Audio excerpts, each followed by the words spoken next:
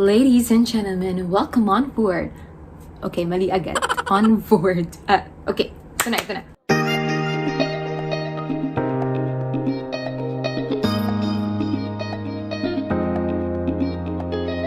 Hello guys! Welcome back to my YouTube channel. Hindi ko alam kung paano kayo napadpad dito, pero maraming salamat dahil nandito kayo.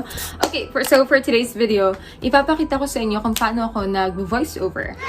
Sakto kasi yung kapatid ko kanina, nagpatulong sa akin na mag-record ng voiceover para sa company nila. So, para siyang precautionary measures for coronavirus. So, naisip ko, why not? Ipakita ko din sa inyo kung paano yung ginagawa ko sa ibang voiceover. First of all, I'm not a professional voiceover artist. Nag-host ako, yes.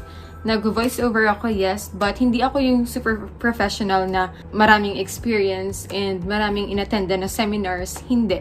Nag-start lang talaga ako mag-host nung college. So, naalala ko, nag-host ako ng beauty pageant. So, parang, sa school namin, iba-ibang colleges, diba? Tapos, merong pageant for each college. Tapos yung mananalo, lalaban sila sa Mr. and Miss University. So, ako yung nag-host. So, after nun, yung head ng Mr. and Miss University na pageant, napanood niya ako kasi siya yung judge. Sabi niya, ikaw na yung host ng Mr. and Miss University this year. So, kinabahan talaga ako kasi malaki na siyang event eh. So, I tried my best, ginagawa ko lahat ng kaya kong gawin, and I'm thankful kasi okay naman siya, successful siya. Tapos ayun, nagtuloy-tuloy na. Ang dami na iba-ibang events sa school yung mga hinost ko. Shout out pala sa school ko. Hello, Perpetual. Perpetual Altas, Las Piñas. Parang gulo. And yung college pa ako, ang dami rin naman nag-bash sa akin. Kasi nga, hindi ko talaga siya forte. Puro ako sayaw. Okay, shout out ulit sa Perpetual Street Dance. Hello guys, kung nanonood kayo, hello. So yun, puro ako sayaw, tapos bigyan nag-shift ng hosting. So may mga nag-bash sa akin. Meron pa kami sa Facebook nun. Di ba uso yun before, yung, ang tawag doon, Altas Files. Tapos may mga nag-post lang, tapos anonymous naman. Nagbabash lang sila, pero nakatago yung picture, nakatago din yung pangalan.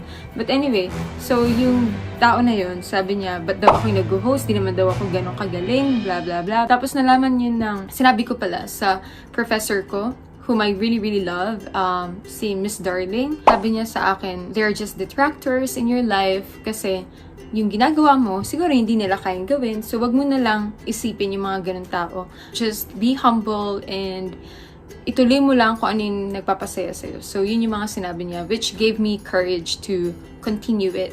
Tapos, after kong graduate, ayun, naging, ko na siya, parang part-time job.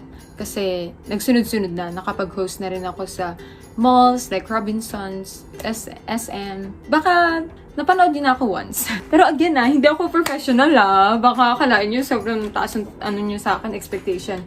Alright, so ito na. Tatry ko muna yung sa kapatid ko. Actually, na-record ko na siya kanina. Na-send ko na yung file. Pero gusto ko lang pakita sa inyo kung paano ko siya ginawa.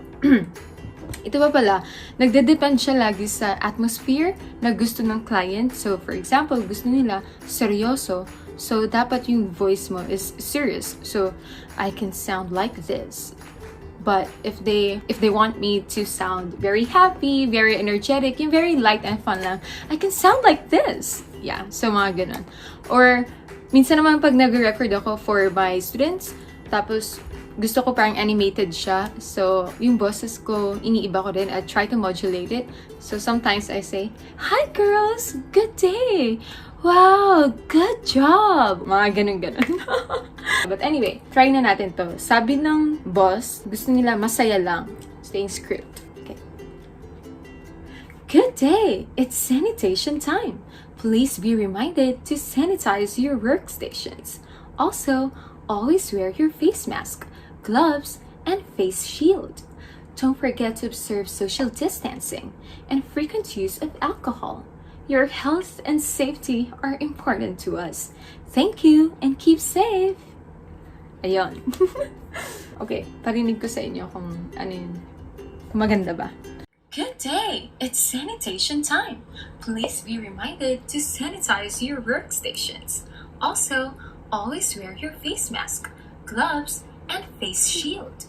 Don't forget to observe social distancing and frequent use of alcohol. Your health and safety are important to us. Thank you and keep safe. Ayun. Ay, narinig ko siya. Yung isa naman, kasi dalawa siya na types ng voiceover. Yung isa mas maikli. So, try ko naman itong mas maikli. Parang basag na yung boses ko. Good day! It's sanitation time.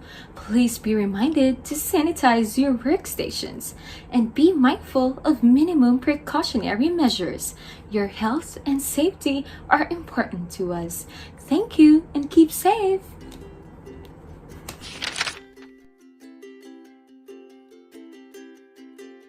Okay guys, wala akong makita nung sa PAL. Itong nakita ko is pre-boarding announcement na international flight to Rome. So, first time ko lang siya nakita. So, let's see. Sana wag akong mabulol. Papahiya ako. Okay. Good afternoon, passengers. This is the pre-boarding announcement for Flight 89B to Rome. We are now inviting those passengers with small children and any passengers requiring special assistance to begin boarding at this time. Please have your boarding pass and identification ready. Regular boarding will begin in approximately 10 minutes time. Thank you. Ayan, yan yung pre-boarding announcement. Okay, next. Pre-flight announcement. Mahaba-haba to. Okay, tignan natin. Ladies and gentlemen, welcome on board. Okay, mali agad. On board. Okay, ito na.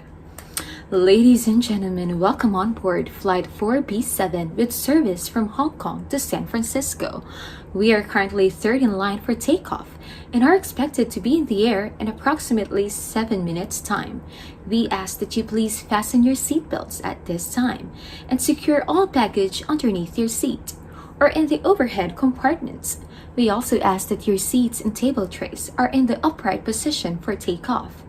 Please turn off all personal electronic devices, including laptops and cell phones. Smoking is prohibited for the duration of the flight. Thank you for choosing Mountain Airlines. Enjoy your flight. Mountain Airlines. First time to hear this airline. This time, papakita ko naman sa inyo yung ginagawa ko pag nag-host ng live parties, especially yung debut. Yan yung mga medyo marami akong na-host before. Nakalimutan ko mga ini-intro ko, but ang pinaka naalala ko is yung good evening, ladies and gentlemen. Welcome to a night full of glamour, elegance, and pleasure as we celebrate the coming of age of the girl who is now turning into a fine lady. Tapos yung iba naman nagkapa-use ng hashtag sa debut nila. So, yung naalala ko yung pinaka-last na debut na hinost ko bago ako punta ng Japan, ang ginamit niya is hashtag TMVJ18, if I'm not mistaken. So, usually, sasabihin ko lang na, okay, alright, I see you guys taking pictures, that's fine, that's cool, but don't forget to use the hashtag TMVJ18 and let's make it trend nationwide. Yan, mga ganyan. Tapos, super energetic talaga. Dapat lagi. That's it, guys. So thank you so much for watching this video. I hope you guys had fun because I did. Na-miss ko talaga mag-host, na-miss ko mag-voiceover kasi hindi ko na siya dito magawa sa Japan. First of all, kasi hindi ako marunong mag-Japanese fluently. Second, kasi hindi ako makita ng events na pwede magsalita ng Tagalog or ng English. So, kung nanonood kayo na to and may alam kayo ng events na pwede ako mag-host, please do message me kasi gusto ko na talaga mag-host ulit. And yun, for others na gusto nyong magkaroon ng part nito, kung interesado pa kayo malaman kung ano yung ginagawa ko and gusto nyo ng tips, paano gawin yung ginagawa ko. Feeling professional. So, ayun, sabi ko, hindi naman ako ganun ka-professional talaga, but I had some experience. So, gusto ko rin i-share sa inyo yung knowledge ko about this. So, I hope that I was able to impart something and na-entertain din kayo sa video na to. Pag may questions kayo, please comment down below. I'll try to answer them and make a part 2 of this video. So, that's it, guys. Thank you so much and bye-bye. See you!